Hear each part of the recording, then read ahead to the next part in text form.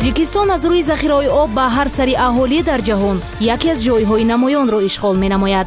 дар қаламравии кишвар тақрибан 60% захираҳои оби осиёи марказӣ ташаккул меёбанд.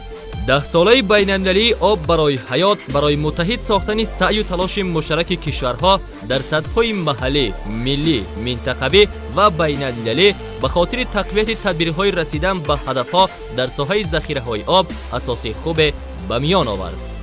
самти муҳими фаъолияти минбаъдаи кишварҳои ҷаҳон бояд ба сӯи иқтисоди сабз равона карда шавад ки дар ин арса захираҳои об ба ҳайси манбаи таҷдидшавандаи нерӯи барқ бояд мавқеи арзанда дошта бошанд. имрӯз ҳиссаи нерӯи барқи обӣ дар истеҳсоли ҷаҳонии нерӯи барқ тақрибан 20%-ро ташкил медиҳад ва ин дар ҳолест ки аз имкониятҳои аз лиҳози иқтисодӣ фоиданоки гидроэнергетикӣ ҳамагӣ 45% истифода мегардаду халос.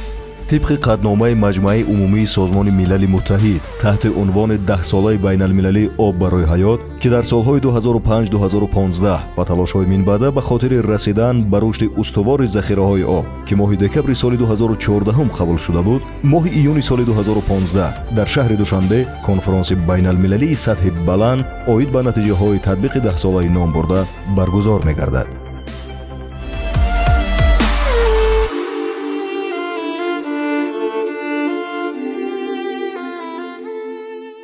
Particularly something that I found incredibly impressive is how friendly. خلق توجیک خیلی مهماندوست و صمیمی هستند. خیلی خوشنود هستم که به این کشور آفتابرویه آمدم. این امکانیتی بهترین است که به من نصیب گردیده است. فورум самара اینه که برای منفعت‌های کل انسانیت به بار آورده به ما کودکان امکانیت می‌دهد که نه تنها مشکلات وابسته به آب تامین کنی، بهداشت سانیتری و گیگینی آب را بررسی و محاکمه نماییم، بلکه از نزدیک با همسالان خود از تاجیکستان فرهنگ قناعتمند مردم قدیمی تاجیکان شناسایی پیدا کرده، آن را همچون خاطره بهترین حیات خود به نزدیکان و دوستان نقل نماییم. فکر می‌کنم که کار فورум برای بهتر نمودن صفت زندگی تمام کودکان سیاره البته مفید و تاثیرگذار خواهد بود. So the ideal outcome would definitely be to see. Здесь мы решаем многие проблемы по санитарии и водным ресурсам. дар ин ҷо мо дастаҷамона роҳи ҳалли мушкилиҳои санитарии обро ҳал хоҳем кард. аз ҳама муҳимаш он аст ки ман аллакай дарк намудам ки мавзӯи об ба ҳамагон дахл дорад ва мебояд барои покиза нигоҳ доштани он мисли кишвари тоҷикистон дигар кишварҳои сайёра низ дастаҷамона талош намоянд. обро ҳамагон истифода мебаранд, аммо дастрасӣ ба оби тозаро на ҳамагон доранд. ман мехоҳам ки кӯдакони тамоми сайёра солим бошанд ва умедворам ки ин тасмими ҳукумати ҷумҳурии тоҷикистон на танҳо кӯдакон балки тамоми қишрҳои сайёраро аз бемориҳои гуногуне ки тариқи нӯшидани оби ифлос ба ҳар гуна касалиҳо дучор мегарданд эмин медорад. Спасибо ЮНИСЕФу и правительству Таджикистана за то, что помогли организовать форум на таком высоком уровне. мо бо кӯдакон як барнома оид ба масъалаҳои обтаъминкунӣ, беҳдошт ва гигиена пешкаш намудем ва мо бо онҳо даъват барои амалро муҳокима кардем ва даъват барои амал гуфтан ин тавсияҳое мебошад ки аз ҷониби худи кӯдакон омода карда шуда барои сарони ҳукуматҳо, ташкилотҳои байналхалқӣ ва ҷомеаи шаҳрвандӣ дар хусуси масъалаҳои обтаъминкунӣ, беҳдошт ва гигиена равона карда шудааст.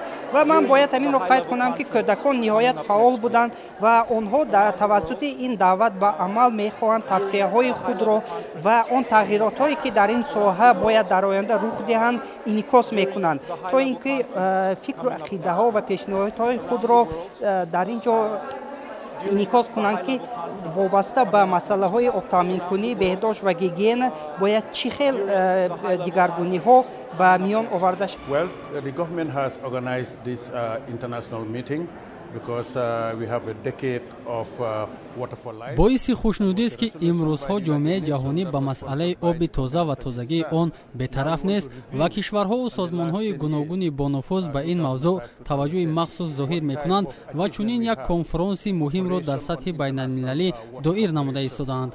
ҳукумати ҷумҳурии тоҷикистон имрӯз иқдоми олиҷанобро роҳандозӣ кардааст ва имрӯз нафарони воломақом, вазирон, дипломатҳо, роҳбарони созмонҳои бонуфузи дунё рӯи як миз менишинанд ва масъалаи марбут ба натиҷаҳои даҳаи об барои ҳаёт дар солҳои 2005-2015 ва минбаъдаро баррасӣ менамоянд.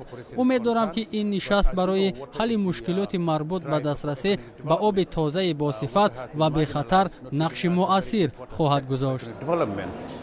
Hello, my name is Lucy Neisser and I am from the United States. салом, ман Луси ҳастам. Аз кишвари Амрико ба Тоҷикистон бори аввал омадам. Гуфтанӣ ҳастам, ки зебогиҳои нотакрори ин кишвар маро хеле ба вашт овард. Ҳарчанд ки мо дар Тоҷикистон ин қадар бисёр қарор надорем, аммо зебогиҳои шаҳри Душанбе худгувоҳи он аст, ки Тоҷикистон як кишвари саросар сарсабз ва назаррабо мебошад. Биноҳои гуногун дар шаҳри Душанбе бо услуби зебо ва нотакрор сохта шудаанд. иштирок дар форуми об, беҳдошт ва гигиенаи бехатару устувор барои ман ин имконияти беҳтарин аст, ки баҳри ба кӯдакони ҷаҳон дастрас шудани оби тоза ва босифат саҳми худро гузорам.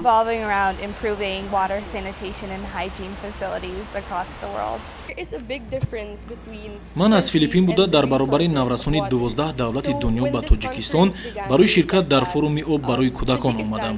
бояд таъкид намуд, ки дар баробари дигар кишварҳо Филиппин низ дар масъалаи дастрасӣ доштан ба оби тозаи ошомиданӣ ба мушкилӣ рӯбарӯ мебошад. мавзӯе ки имрӯз муҳокима гардид бисёр муҳим ва саривақтӣ мебошад. мо дар ин ҷо дар бораи обҳои мусаффои давлати шумо ва ташаббусҳои созандаи президенти ҷумҳурии Тоҷикистон маълумоти бештар пайдо намудем, ки аз нигоҳи ман имрӯз барои ҷомеаи ҷаҳон бениҳоят саривақтӣ ва зарур мебошад. имрӯз ки Филиппин ҳам дар масъалаи дастрасӣ доштан ба оби тозаи ошомиданӣ мушкилӣ дорад, мо кӯшиш мекунем дар ҳалли норасоии об дар сайёра бетараф набошем. В Душанбе я впервые. Город очень порадовал меня своей красотой. мо як гурӯҳ ҷавонон аз кишвари Беларусия барои иштирок дар форуми кӯдаконаи байналмилалӣ, ки дар доираи конфронси байналмилалӣ оид ба натиҷаҳои татбиқи 10-солаи байналмилалии амалиёти об барои ҳаёт дар шаҳри Душанбе барпо шуда истодааст, ба Тоҷикистон ташриф овардем. ин сафари нахустини ман ба шаҳри Душанбе аст ва шаҳр бо зебогии худ маро мафтун кард. одамони ин ҷо ҳама инсондӯстанд, моро бо хушнудӣ ва табассум истиқбол намуданд. ман аллакай дӯстони зиёде аз Тоҷикистон, Амрико, Озарбойҷон ва дигар кишварҳо пайдо намудам. умедворам ин дӯстии мо абадӣ хоҳад монд ва ман ба аёдати рафиқони тоҷикистониям ба кишвари шумо хоҳам омад. Здесь очень дружелюбные, добросердечные люди. Очень здесь нравится. Надеемся побывать здесь еще раз. мо аз баргузории чунин як тадбири баланд бисёр хушҳол шудем, зеро дар бораи Тоҷикистон ва мушкилии норасои об дар сайёра маълумотамонро мукаммал намудем ва ҳамзамон бо ҷавонону наврасону аз давлатҳои гуногун ошноӣ пайдо кардем. хотираҳоямро ба ҳамсолон ва наздиконам дар бораи Тоҷикистон албатта ки бо ифтихор мерасонам. тоҷикистон аз рӯи захираҳои об ба ҳар сари аҳолӣ дар ҷаҳон яке аз ҷойҳои намоёнро ишғол менамояд. дар қаламравии кишвар тақрибан 60% захираҳои оби осиёи марказӣ ташаккул меёбанд. 10-солаи байналмилалии об барои ҳаёт барои муттаҳид сохтани саъю талоши муштараки кишварҳо дар сатҳҳои маҳаллӣ, миллӣ, минтақавӣ ва байналмилалӣ ба хотири тақвияти тадбирҳои расидан ба ҳадафҳо дар соҳаи захираҳои об асоси хубе ба миён овард. самти муҳими фаъолияти минбаъдаи кишварҳои ҷаҳон бояд ба сӯи иқтисоди сабз равона карда шавад, ки дар ин арса захираҳои об ба ҳайси манбаи таҷдидшавандаи нерӯи барқ бояд мавқеи арзанда дошта бошанд. имрӯз ҳиссаи нерӯи барқи обӣ дар истеҳсоли ҷаҳонии нерӯи барқ тақрибан 20%-ро ташкил медиҳад ва ин дар ҳолест, ки аз имкониятҳои аз лиҳози иқтисодӣ фоиданоки гидроэнергетикӣ ҳамагӣ 45% истифода мегардаду халос.